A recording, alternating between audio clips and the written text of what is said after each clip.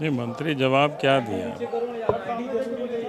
जो वो शुरू से बोल रहे थे वही बोला। हमने तो उनको सिंपल कहा कि भाई इस राज्य में बालू को लेकर के लोग परेशान हैं।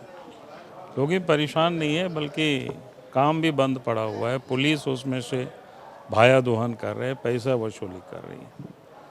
क्योंकि राज्य में जितनी बालू घाट है, मेरी जानकारी में 24 या 25 बालू घाट मात्र नीलाम हुआ है। शेष इलीगल तरीके से बालू यहाँ से बाहर जा रहा है। तो हम इतना ही चाहते थे कि भाई सरकार इतना तो करे, कम से कम झारखंड के अंदर में जो निर्माण का काम चल रहा है, चाहे वो बिल्डिंग हो या सड़क हो, जहाँ बालू की जो ज़रूरत है उसको सरकार पकड़े नहीं, उसको पूरी तरह से फ्री कर दे, छूट दे दे, जहाँ कहीं से भी लोग ले आवे। हाँ, बॉर्डर पर वो चेक पोस्ट डाल दे। जो बालू की तस्करी जो बिहार की ओर कर रहे हैं, बंगाल की ओर लोग कर रहे हैं, यूपी की तरफ कर रहे हैं, छत्तीसगढ़ की तरफ कर रहे हैं, और जो भी बॉर्डर क्रॉस करेगा वहाँ पकड़िए, लेकिन कम से कम झारखंड में जो निर्माण का काम है वो रुके नहीं।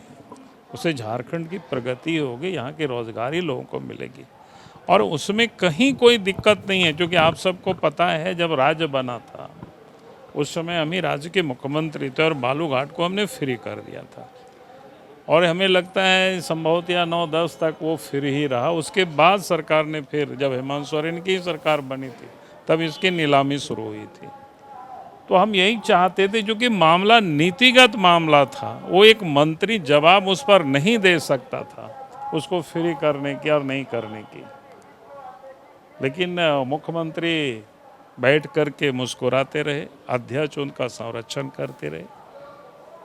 मुख्यमंत्री को तो खुद उठ के खड़ा होना चाहिए था, खुद उसकी जवाब बतानी चाहिए थे राज्य की जनता को। इतनी बड़ी गंभीर समस्या है, परेशानी है।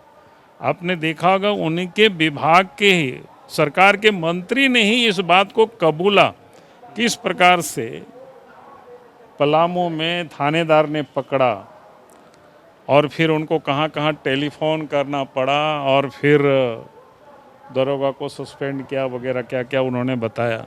तो आप समझ सकते हो, इसका अर्थ ही साफ है। उन्होंने इस बात को स्वीकारा, जो विधायक लोग कह रहे थे जगह जगह पर पुलिस परेशान कर रही है, जगह जगह पर पकड़ करके जेल में लोगों को डाल रही है, लोगों के ऊपर केस कर रही है, पैसे वसूली हो रही है, ये बंद होना चाहिए। और इस बंद होने का यही एकमात्र रास्ता था, लेकिन मुख्यमंत्री ने उस पर कुछ नहीं बोला।